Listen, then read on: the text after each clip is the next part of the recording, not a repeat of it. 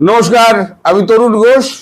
এতক্ষণ তো সবাই জেনে গেছেন, খবরে ছয় লাভ যে তারেক রহমান উনি আসছেন না। অনুকূল পরিবেশ নেই ভারতবর্ষে, সব বাঘ ভাল্লুক বসে আছে।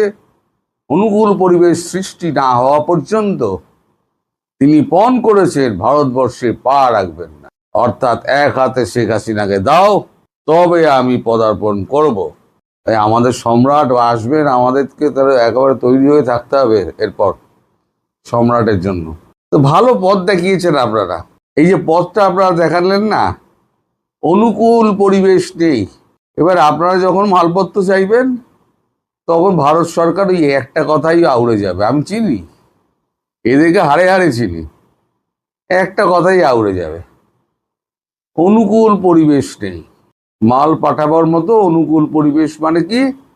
আমার দেশেরটা রেখে, দেশের জনগণেরটা রেখে আপনাদের দেওয়ার মতো অনুকূল পরিবেশ নেই। সে তেল বলুন, কারেন্ট বলুন, জল বলুন, খাদ্যপণ্য বলুন, যাই বলুন। এখন পথ আপনারা দেখিয়েছেন, আপনাদের প্রদর্শিত পথে, ধ্রুবতারার মতো প্রদর্শিত পথে এবার আমরা চলতে লাগবে। একে বলে বাপ কা বেটা সিপাহী কা ঘোড়া। বাপকে, বাপ হচ্ছে পাকিস্তান। ভারতের সঙ্গে শত্রুতা করতে গিয়ে এই স্বাধীনতার পর থেকে 48 সাল থেকে শত্রুতা চলছে কাশ্মীর নিয়ে, কাশ্মীর দখল নিয়ে। তখন থেকে চলছে, এখনো পর্যন্ত সেই শত্রুতা অবাধে চলে যাচ্ছে। তার ফলে কি হলো? একটা ঠিক এরকম উন্নয়নশীল, মানে 60-65 দশকে তখন পাকিস্তান ভারতের থেকে অনেক এগিয়ে অর্থনৈতিক দিক দিয়ে, শিল্প বলুন, কলকারখানা বলুন, অর্থনৈতিক স্থিতিশীলতা বলুন, বৈদেশিক সম্পর্ক বলুন, সব দিক দিয়ে এগিয়ে। তারপর ধীরে ধীরে ভারতবর্ষের সঙ্গে শত্রুতা শুরু হলো। ঠিক বাংলাদেশ ওই পথে যাচ্ছে একদম। আর যত দিন যেতে লাগলো তত ভারতবর্ষ টাইট মারতে শুরু করলো চারদিক দিয়ে। টাইট মারতে মারতে এর মধ্যে কিন্তু কংগ্রেস সরকার চালিয়েছে পুরোটা। এই 2014-র আগে কখনো জনতা পার্টি একবার এসছে, আর বাকিটা ইউপিএ গভর্নমেন্ট, কংগ্রেস গভর্নমেন্ট, জনতা দল, ইউডিপিএ এরম করে করে চালিয়েছে। খিচুড়ি পার্টিও তার মধ্যে ছিল, সরকার টেকেনি। তারপর তো এখন তো শুরু হয়েছে আমাদের 14 সাল থেকে বিজেপির আমল। এখন বিজেপির আমলে প্রথম বিজেপি ঝাড়টা দিল হচ্ছে বালাঘোট দিয়ে, তারপর হলো উড়ি, তারপর হলো সিঁদুর। বলা হচ্ছে সিঁদুর শেষ হচ্ছে, শেষ হয়নি, সিঁদুর চলমান আছে, অনগোয়িং প্রসেস। এখন বাপ দেখছে যে আমি তো এখানে গেছি, তাহলে আমার বেটাটাকেও আমি নিয়ে যাই। তা বেটা এখন তার দোষ প্রদর্শিত পথে বেটা চলতে শুরু করেছে। বেটা চলতে শুরু করে এখন কোথায় গিয়ে থামবে তো বলা যায় না। 2017 সালে ইমরান খানের আমলে একটা ভাষণের ওপরে, ইমরান খানের ভাষণের ওপরে ভারতবর্ষ সমস্ত ট্রেড বন্ধ করে দিয়েছিল। 2017-2026 প্রায় 10 বছর হতে চলল, 1 পয়সা আমদানির রপ্তানি হয় না। কত আমদানি রপ্তানি ছিল সেই সময়তে? 2017 সালে $196 বিলিয়ন ব্যবসা হতো পাকিস্তানের সঙ্গে। পুরো রাতারাতি গোল্লা হয়ে গেল। বাংলাদেশের সঙ্গে আমাদের ব্যবসা কত? $12-16 বিলিয়ন। মাঝে একটা কথা উঠেছিল ট্রেড ডেফিসিট। একজন আমার প্রশ্ন করেছিলেন ট্রেড ডেফিসিটটা কি করে কমানো যায়। আমি বললাম আপনারা মাল কমিয়ে দিন, মাল নেওয়া। কারণ বাংলাদেশ এমন কিছু তো উৎপাদন করে না যেটা ভারতবর্ষকে দিতে পারবে বা বিশ্বকে দিতে পারবে, একমাত্র পোশাক শিল্প ছাড়া। পোশাক শিল্প তো আমাদের এখানে প্রচুর, তো পোশাক তো আমরা নেবো না, অন্য কিছু দিন। পাকিস্তান যেমন একটা ছুঁচো বানায় না, বাংলাদেশেও পোশাক শিল্প ছাড়া একটা ছুঁচো বানায় না। যন্ত্রাংশ তো ছেড়ে দিন। সেই পোশাক শিল্প যেটা ছিল সারা বিশ্বে একটা নাম করে ফেলেছিল, কত বিলিয়ন ডলারের। আমার হিসেবটা জানি না, না জেনে বলাটা ঠিক নয়, জানি না। একটা অর্থনীতি স্বয়ংসম্পূর্ণ একটা রাষ্ট্র ছিল, যে রাষ্ট্রে সবাই নিশ্চিন্তে ঘুমোতে পারত, নিশ্চিন্তে চাকরি করতে পারত। এখন আপনাদের উড়ে এসে জুড়ে বসেছে এখন আপনাদের ইউনুস। ইউনুস আসার পর যা ঘটলো আপনারা সবাই জানেন, নতুন করে ব্যাখ্যা করার কিছু নেই। তারপরে এলো তারেক রহমান সরকার। এই যে কূটনৈতিক ব্যক্তি আপনাদের বাংলাদেশে একটাও নেই। যদি থাকতো তাহলে পরে আজকে এই উচ্চারণটা করতেন না যে পরিবেশ নেই, অনুকূল পরিবেশ নেই। ভারতে যদি অনুকূল পরিবেশ না থাকে তাহলে অনুকূল পরিবেশটা কোথায় আছে? বাংলাদেশে। বাংলাদেশে কি অনুকূল পরিবেশ আছে? আপনারা ভারতবর্ষের সঙ্গে তুলনা করছেন।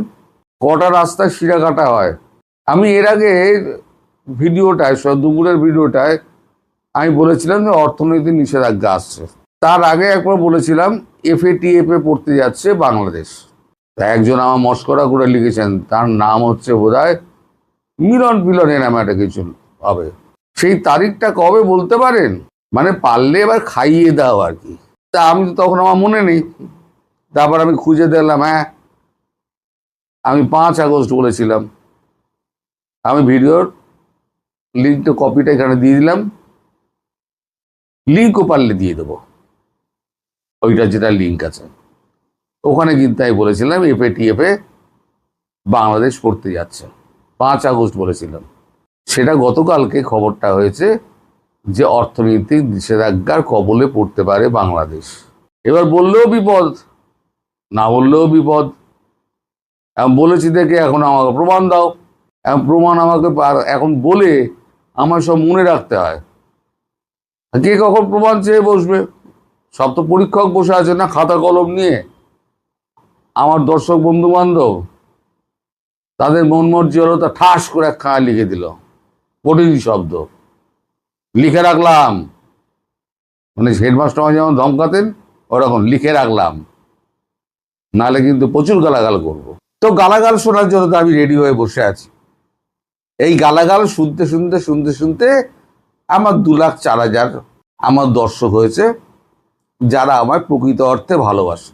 আর যারা ওই যে ব্ল্যাকের টিকিট কেটে মাঝে মাঝে কোনা দিয়ে সিনেমা হলে ঢুকে যান না, টিকিট না কেটে, কেউ ব্ল্যাকে টিকিট কাটেন আর কেউ চোরাগোপ্তায় ঢুকে যান। দারোয়ান চেনা আছে, আর নইলে টিকিট কাউন্টারের লোক চেনা আছে, হলের লোক চেনা আছে, ঢুকে গিয়ে বসে বললো, সাইডে একটা করে গিয়ে ঠেসে দাঁড়িয়ে পড়ে না করে। এরা হচ্ছে সেরকম, হঠাৎ হঠাৎ করে ঢুকবে, একটা করে কমেন্ট করে চলে যাবে। তা এখন এই দেখুন 7 দিনের মধ্যে এই রিয়াকশনটা বুঝতে পারবেন।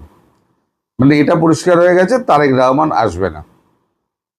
এরপরে সার্জিও গোরের অ্যাকশন দেখবেন, ভারতের অ্যাকশন দেখবেন, এবং চীন এবং রাশিয়া তারা কি বলে, ফ্রান্স কি বলে, ইটালি কি বলে, জার্মানি কি বলে।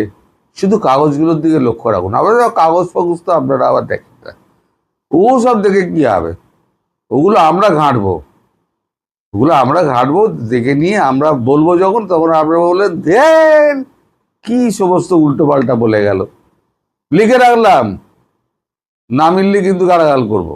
আমি এদের নিয়ে বাস করছি। তো যাই হোক, আমাদের একটা সুবিধে হলো, আপনারা পথ দেখিয়ে দিলেন যে এবার থেকে আমরাও বলবো অনুকূল পরিবেশ সৃষ্টি না হলে আমরা বিদ্যুৎ দিতে পারবো না।